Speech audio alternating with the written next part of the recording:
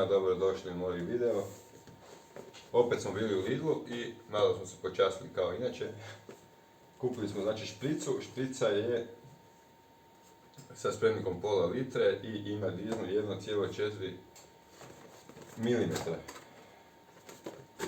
Malo sam pogledao uputstva, u uputstvima ništa pametno ne piše. Dobili smo znači posudu, jednu četkicu za čišćenje i pištoljku na koju montiramo posudu. Znači, nije loše napravljena, dobro izgleda. Sad, znači tu imamo vijak za štelanje zraka, tu je vijak za štelanje boje, ova dva vijka znači su za štelanje boje. Ako zakrećemo ovaj prednji dio na pištolju, na ovaj položaj imamo potpuno lepezast mlaz, a ako imamo na koso, onda je okrugli. I sad, znači, dolazimo do posude, koja po meni iskreno mogla biti bolje riješena. Malo ćemo izbaciti van, tu smo dobili jedno sito koje ujedno služi kao i brtva. Ovaj poklopčić su jako loše riješili, znači evo sad on stoji, ali praktički nikakav otpor u nekim položajima ne pruža da ne ispadne van.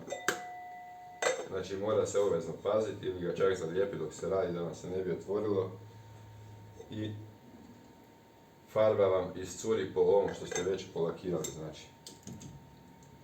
Sad ćemo vidjeti kako ćemo namontirati ovo sito i ovo.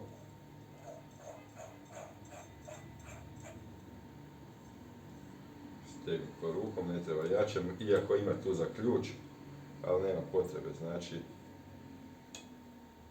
rikćemo ovo ovako na lepezasto i to bi trebalo biti to, znači ona je sad spremna za rad.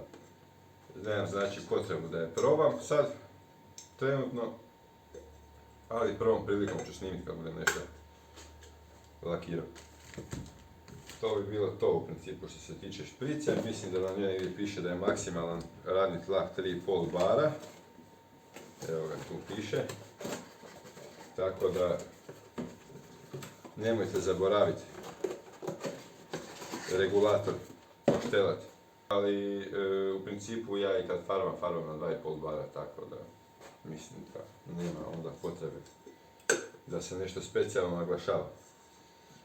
I kupio sam još jedan set Torx, znači odbijača.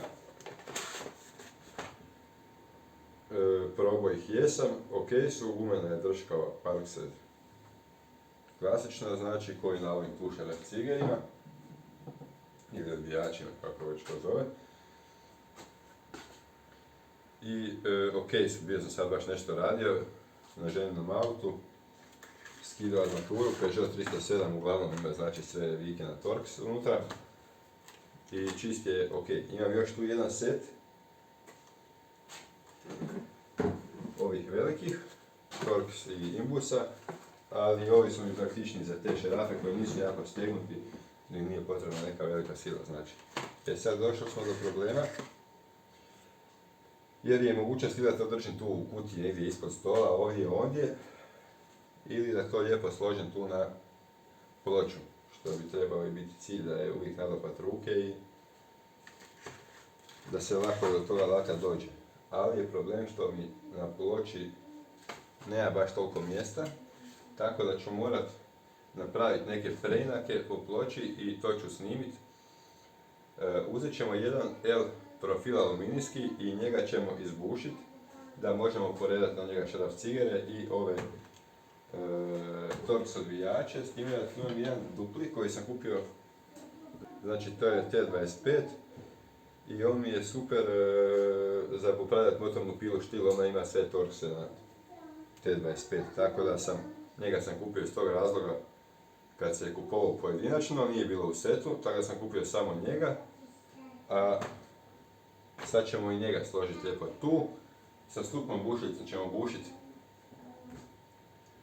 rupe i to je to, bacamo se na posao, ovo ćemo kompletirati i spremiti u kutiju i idemo raditi. I najvjerojatnije da ću imati i pomoćnika malo sa sobom.